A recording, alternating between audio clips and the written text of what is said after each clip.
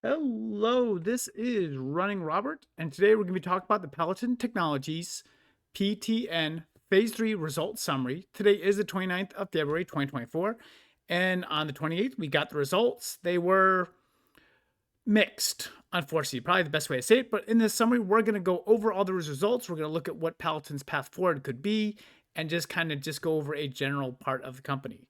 So I generally follow small cap pharma. I do some games. I do a little bit of everything. If you like what I'm doing, please like and subscribe. It helps out a lot, and thank you. Disclaimer is I currently have options in this calls and puts.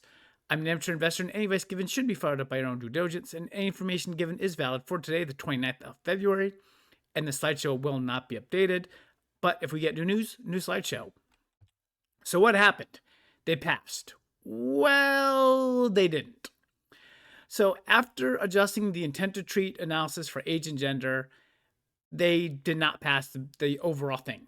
It would appear the subgroup did pass. However, the trial overall did not. So they'll have to meet with the FDA to discuss this path forward.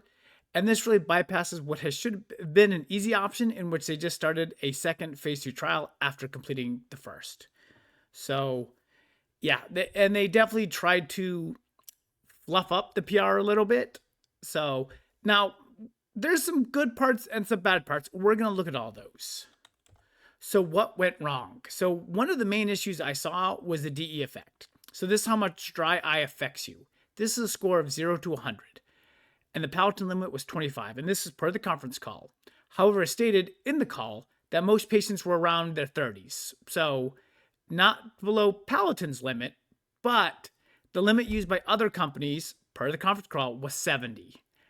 So that is looking like, hey, if even a subgroup passed that, that is looking like it's very positive in that case. The second thing is they want more power to the trial. Obviously, probably a little too small for something as complicated as dry eye when you're really looking at a disease that has a lot of noise in the trials. And I think I've talked about that in previous videos, how dry eye is really hard to affect because there are other things that could affect how your eyes are feeling other than just this disease. So again, they wanted more power to the trial. That was also mentioned. So the extra color, they did meet 6 of the 8 symptom endpoints.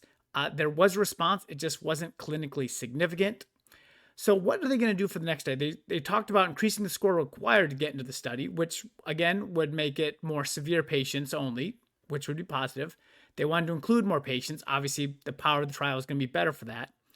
And then, of course, we've already talked about the dry eye effect and everything else from there. Overall, it was very safe and they had a very low discontinuation rate. So all of that was fairly positive.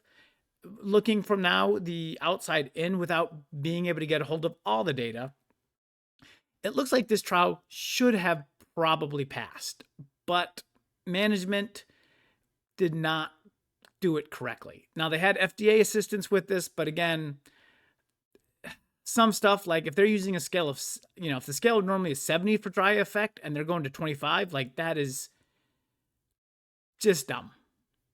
Like, and they should have known that when they were designing the trial. But what's next? So, of course, they're going to meet with the FDA to discuss the path forward. That meeting will be in the second quarter of 2024. Then the FDA will have, I think, 30 days to respond to that. So I would expect a response probably in the third quarter. But from bullish to bearish, what could go on? So the FDA could allow the trial with a few modifications and then just run with it. This is absolutely a possibility. Is it the most likely possibility? I'm not sure. Obviously, if they look at the trial and they said, yeah, if you would have passed this had you kept what the other companies did, it would have been fine.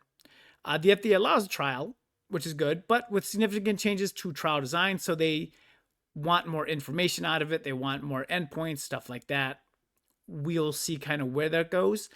Now, what I think is probably the most probable is the FDA wants a confirmatory study after a successful phase 3 trial. So this is them kind of what they would be admitting, like, okay, your trial failed, but you can use it with a positive phase 3 to get approval, but we will want a study after that. And that's, I believe, a fairly positive statement if they can make it. And I believe it's the most likely because the FDA will acknowledge that there was a failed trial, but at the same point, they will see the information that is given to them. So, and then of course, the worst case, the FDA does not allow the trial, and then 2 more trials are needed, and this is going to kill any timeline that they would have. The NDA wouldn't be until 2026 approval, 2027 or beyond. That is absolutely the worst case scenario. So moving forward, the company will need cash. Now, I've said this before, they have about 18.7 around year end. They have about an $8.5 million operating expenses. I'm unsure about the revenue with their deal for Vyleesi. And I'm unsure about, of course, the operating expenses. It might be a little bit lower since the trial is done. I am not sure that's going to be something that we're going to have to look at the first quarter numbers from. The interim data for PL8177 is the second quarter of 2024, and the rest of it is in the second half of 2024. So if we're looking at just the numbers at the moment, they should be able to get into the second half, but that's going to be about it. So I don't know if they're going to actually see the rest of those trials. I know a lot of people are very big on the obesity trial. And like I said, I don't think they can get there without cash. And I'm not sure what kind of cash. I don't know how much they want, because they also have to anticipate that these trials might not pass. They were in partnership talks. However, until they meet with the FDA, nothing's going to come with it. Obviously, they said that partner was looking for the data. They're not going to move. As you know, in the industry, they're going to wait to see what the FDA says, and then they're going to make a deal off of that. There's no reason for them to make a deal now when they don't know what the FDA will say. So really, anything that we're going to get for partnership for the drug is going to just kind of be halted for a little bit. So in summary, so is it dead? No, but there are definitely some major challenges remaining. The trial could have been successful with changes, but will they have to repeat it, or will they be able to use Melody 1? That is a huge question, and we're not going to know that answer probably till early third quarter. How will they get the cash?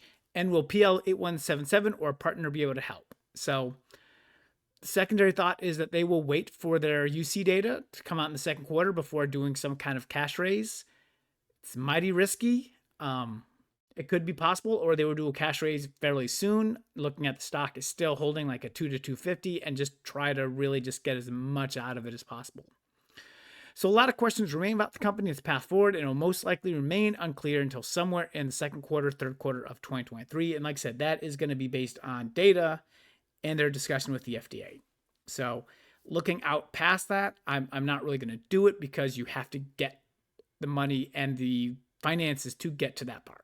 So that's what we're looking at. So this did run a little bit long, but I hope it gave you all the information about the trial so that you can make smart investment decisions. So thank you very much for watching and listening, and I hope you have a wonderful day.